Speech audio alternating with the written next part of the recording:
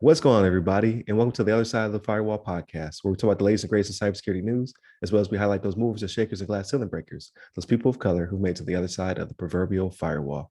My name is Ryan Williams, and as always, I'm joined by Shannon Tynes. What's up? What's up?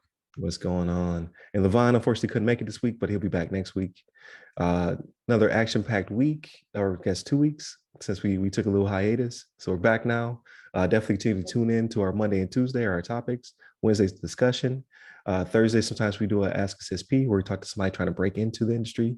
And then Fridays is the weekly rundown. We talk about everything but cybersecurity, pretty much. So definitely like, share, subscribe, all that good stuff, and give us some good feedback. And without further ado, I'll give it to Shannon. All right, everybody. So this first article we're going to go through is from the hackernews.com, and it's from Ravi Lakshmanan. And the title of this one is Bugs in Wyze Cams Could Let Attackers Take Over Devices and Access Video Feeds. So the issue with this one, right?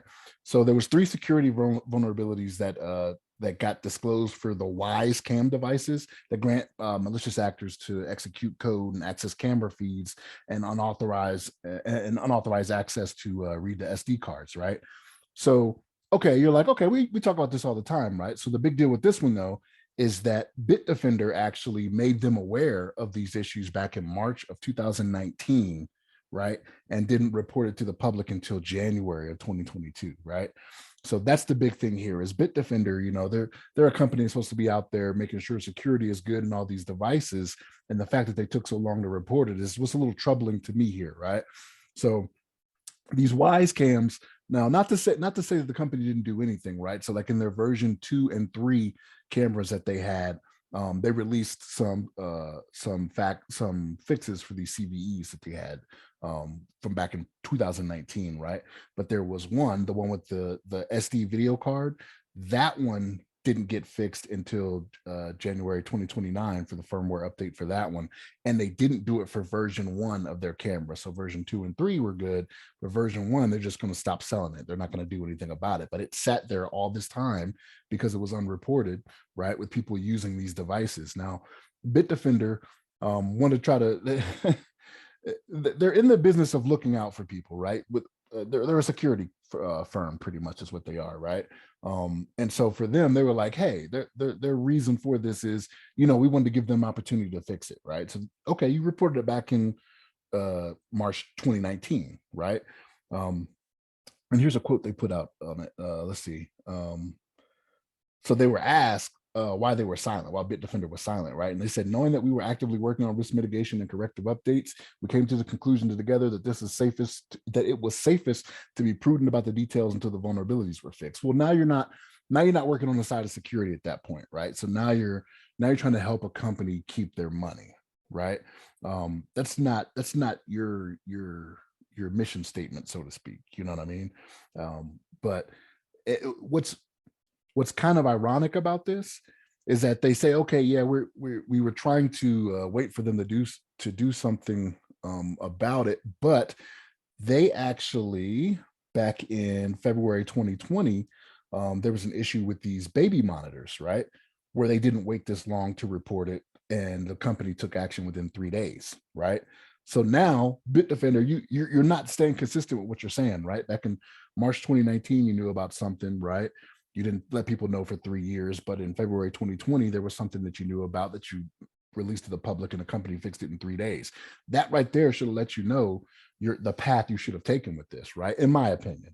But you know, I'm not Bitdefender, right? And I don't work for that company. I didn't make that decision, but this just makes me give them a little bit of a side eye, like, okay, well, what made you wait 3 years to put this out there for the masses when you have all of these, and especially when we talk about the Internet of Things, right? And all these devices out there that go without firmware updates and just get forgotten about and end up being, you know, attack vectors when it comes to cybersecurity risks. But Ryan, what's your thought on this, man? So I do agree that consistency is not right? You can't rush one company, then not rush another one. Maybe they know something that we didn't know. Like maybe they talked to the company and the company was just like, we can't fix it that quickly. So it would just leave people vulnerable for a prolonged period of time. Because as we know, a lot of people don't keep up with the current state of their device. Like no one's going to their, like in this case, it wasn't baby monitors. It was just in-home This was with surveillance. the camera. Yeah. Yeah. So So I brought up the baby monitors as a it was a right, previous time that they reported, they were expedient in their reporting, is why I right, brought up the right. baby monitors. Yeah. Yeah, well, maybe the baby monitor company just had a more robust team that could fix it faster. Maybe, like at the end of the day, you're not supposed to be beholden to the company, like you said, they're beholden to us. So you're supposed to report it, within a certain threshold of time. Like this was exceeded all of those time limits. Um, but again, like maybe they knew, like the company was like, we just can't fix it. We need to onboard some people. We need to do some things, and then to disclose it would just leave them more vulnerable for longer. Because the people who do read what is vulnerable and what isn't patched are people, are the bad actors. Um, so perhaps it was not well known and it was not being exploited to their, like I don't know how those metrics are even captured. Like, do they know if it was being exploited heavily or not? Like maybe it was just something very obscure and they're like, well, no one really knows about this, so we can leave it out there for a little bit longer. Either way, not right, but just trying to give them the benefit of the doubt, I guess. The play devil's advocate here, why their timing was different, because like maybe the baby monitor company was like, yeah, we can fix this in a day or two, versus Wyze.